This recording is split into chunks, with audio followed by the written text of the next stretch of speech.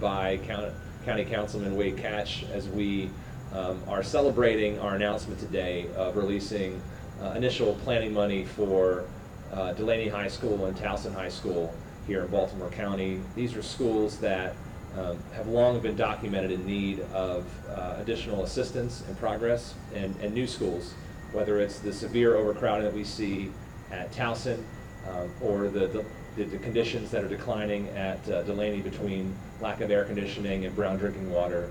I've consistently said, both as a candidate and now as county executive, that I'm committed to seeing this through, and that I'm committed to ensuring that every student, every parent, and every teacher in Baltimore County has access to a clean, safe, modern learning environment. And today's announcement is an important step in that direction.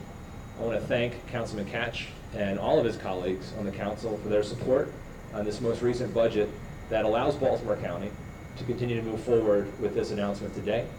And we are confident and especially grateful that our leaders in the state have already prioritized school construction as an important issue in the upcoming General Assembly session, having the Build to Learn Act be House Bill 1 and Senate Bill 1. I want to underline and underscore just how important that legislation is to ensure that after these initial dollars are put to use this year, that we can continue that work in the years ahead to ensure that we stay on schedule to provide all of the new high schools that we have here in Baltimore County.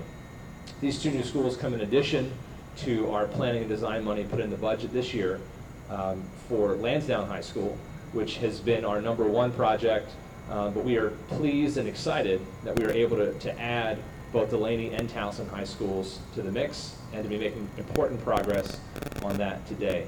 With that, I'll turn things over to Councilman Catch, and we're happy to answer any questions you might have. Thank you very much, Johnny. First, let me say thank you to County Executive Johnny Olszewski for the job that he's doing as county executive. When he took over, we had to get our fiscal house in order. He's done that. He's planning for the future. And this is why today is happening, because our county executive has planned for the future and has found money to fund the two high schools, Towson and Dulaney. And of course, funding for Lansdowne has already happened. So this is a great day for Baltimore County. I want to thank the Friends of Dulaney, Jennifer Tarr and Yara Sheik. I want to thank the president of the Baltimore County School Board, Kathleen Causey, and Vice President Julie Henn, who have worked so hard for both Dulaney and Towson. I just want you to know that those of us who were working on the Dulaney and Towson projects never lost faith. And I was always certain that this day would come. And the last point I want to make is that all of us that were involved in the Dulaney-Towson effort supported all of the students in our county, advocates for all the students, which is so important. And again, I want to thank the county executive for his support. And, I guess no more electrified fences, no more exploding steam pipes, no more classrooms 100 degrees. It's long coming, and again, I thank him so much.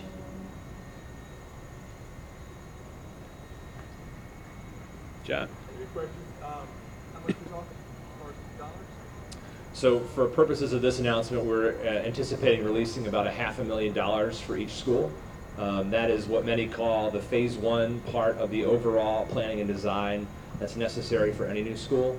And so we're hopeful that after the legislature enacts the Build to Learn Act, we can proceed beyond that. But again, I want to just reiterate that this $500,000 is predicated on being able to continue having the state step up and finish their portion so that we can both finish the remainder of schools under the Build to Learn, under the Schools for Our Future program, which we've currently funded all of the county portion but are awaiting state dollars, so that we can then turn our attention to the high schools and keep moving forward, both with all three schools that are now in the mix as a result of today.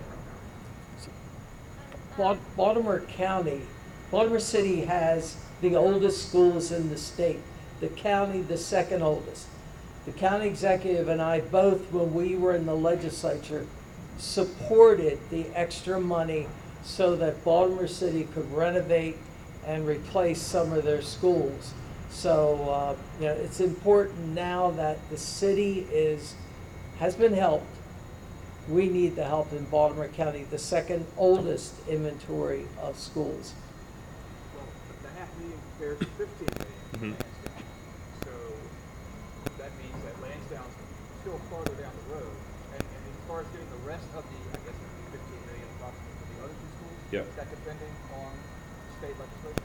So that, as I said, the $500,000 is the very first part of the overall $15 million for planning and design. The $15 million was in place and is still in place for Lansdowne High School, and that is going to be the first school that you will see groundbreaking on and a ribbon cutting on.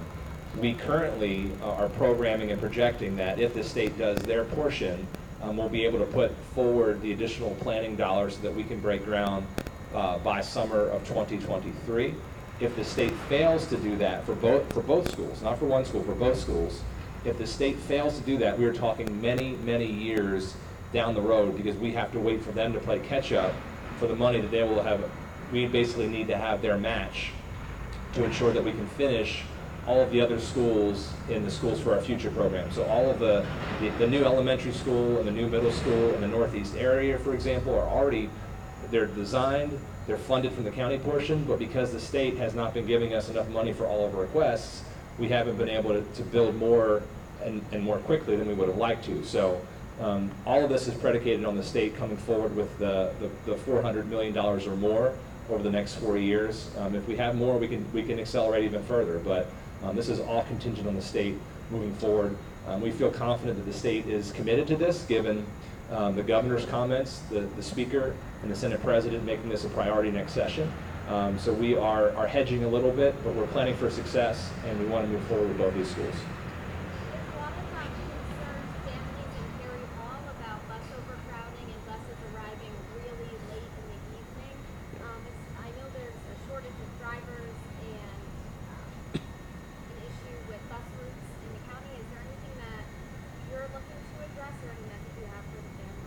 Yeah, so I want every family in Baltimore County to know that they deserve to have safe and efficient and on-time bus routings, and we are planning to push the school system to do all that they can to ensure that there are the resources in place, both from a vehicle perspective but also from a staffing perspective, so that we don't have delays, we don't have safety concerns, we don't have overcrowding on our buses.